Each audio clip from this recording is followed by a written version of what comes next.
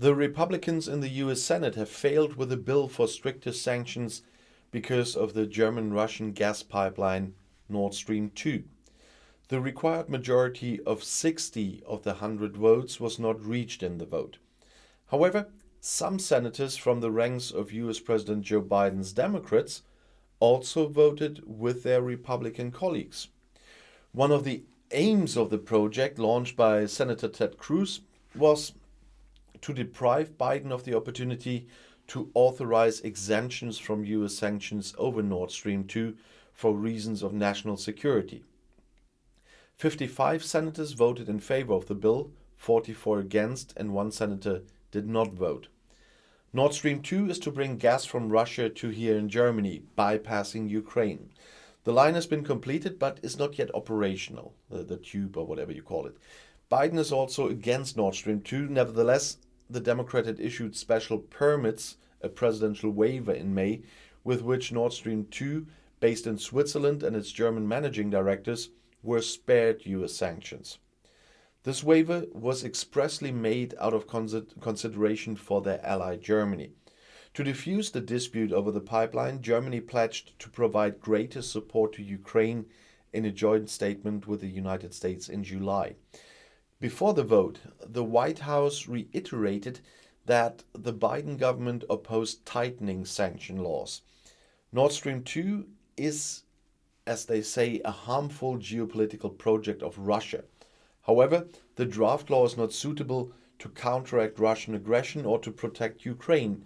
In fact, passing the law would only serve to undermine unity among our European allies at a crucial moment when we need a united front in response to present the Russian threats against Ukraine.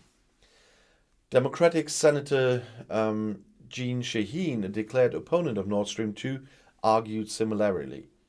The tightened law would drive a wedge between us and our allies, particularly between the United States and Germany, at a time when we cannot afford it, she said.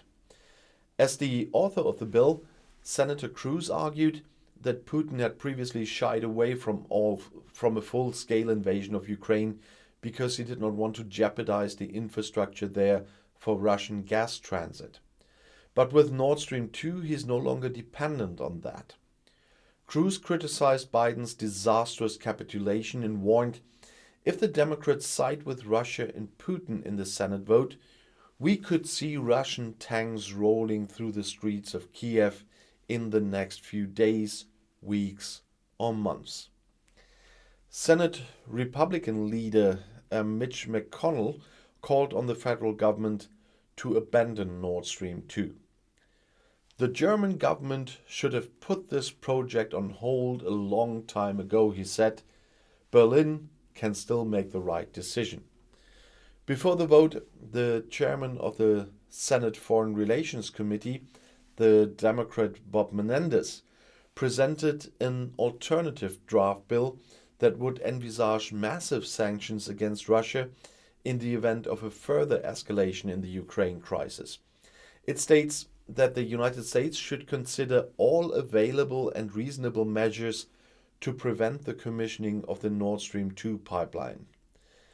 Menendez said Cruz's bill alone would not stop Putin. It is unclear when the Senate will vote on the Menendez draft. Critics see the pipeline primarily as a Russian geopolitical project. There is also significant opposition to the pipeline among the Democrats. Biden also opposes the project. However, he has repeatedly made it clear that good relations with Germany are more important to him than punitive measures against the project, which was largely complete when he took office about a year ago. To defuse the dispute with Washington over the pipeline, Germany, as I said earlier, pledged greater support to Ukraine in a joint statement with the United States in July, and they will stick to that, what they said and what they signed. And I'll see you in my next video. Bis gleich.